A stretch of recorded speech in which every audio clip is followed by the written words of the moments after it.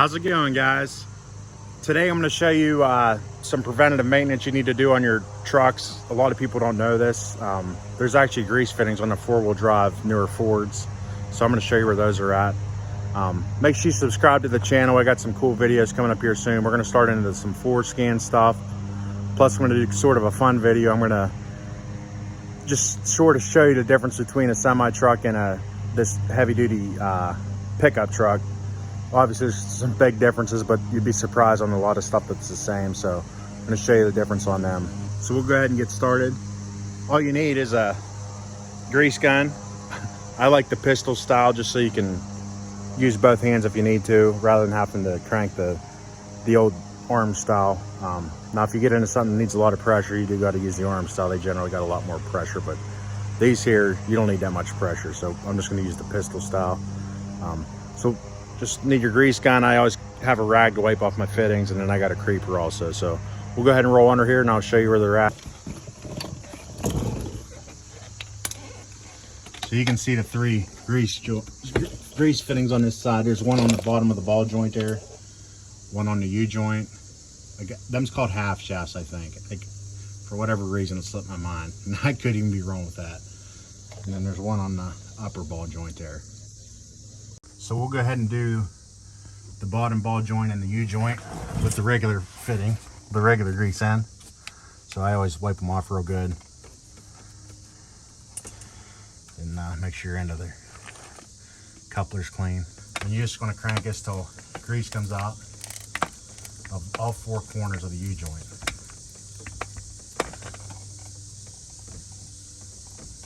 There we go.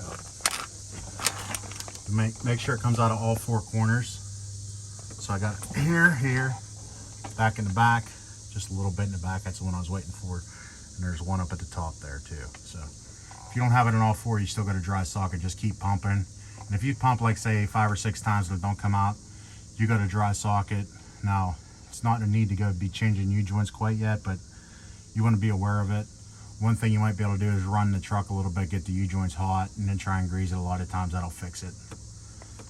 And then the ball joints, just clip it on the bottom, and you should see these swell just a little bit. I'm not going the wrong way.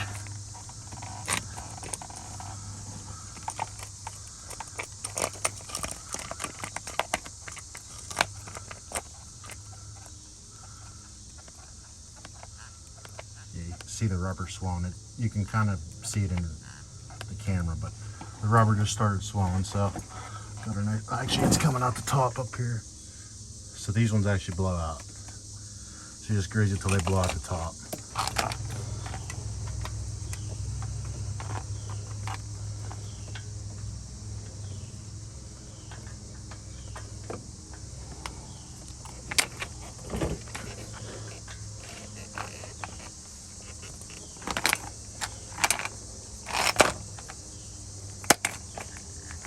There it goes. Same way, you can see the rubber swelling. It's coming out right there. Try not to get it to blow out too much. You just want to basically put it on there till the rubber swells, and that's about it. So that's it for this side. The other side's the same way, so I'm just going to show you the fittings, and then you can know how to grease them. I actually forgot too, there's fittings on your tie rod, so there's for whatever reason I was thinking they was just on the ball joints, but there's 2 on your, this is actually your, there's one on your tie rod on this side, on the driver's side on the bottom. You can kind of see it there. I'll grab the light.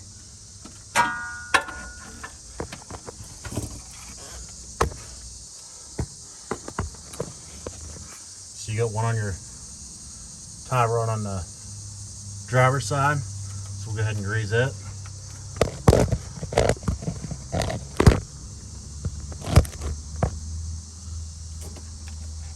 Same thing, just wipe it off.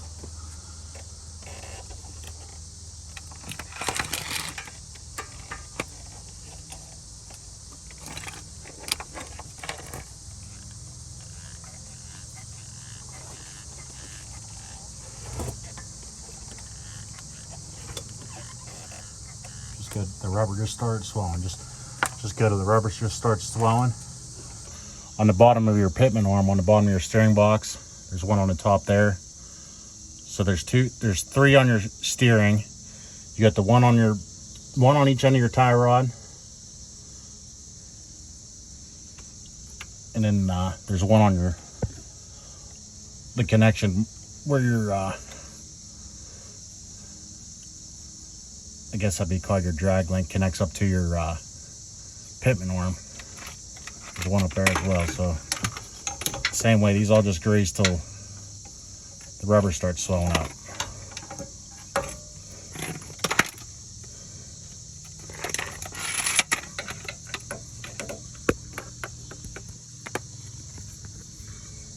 Got you on there.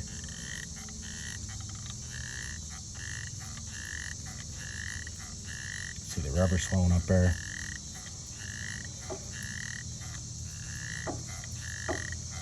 That's good. Then got the one on the opposite end of this tie rod as well. Right in front of your U-joint grease fitting. But this one's on the top. The one on the passenger side's on the top of the tie rod. The one on the driver's side's on the bottom. And then there's the one in the middle on your pitman arm on the bottom of the steering box. So you got 9 grease fittings total.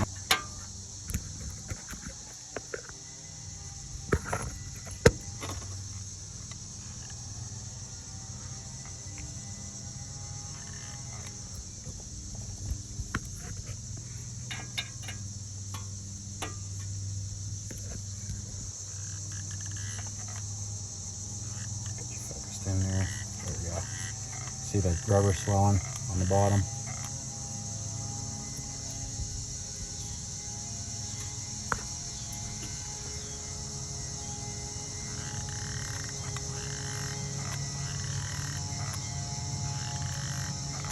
Dig down there. So that's them ones. Then like I said, there's 3 on these.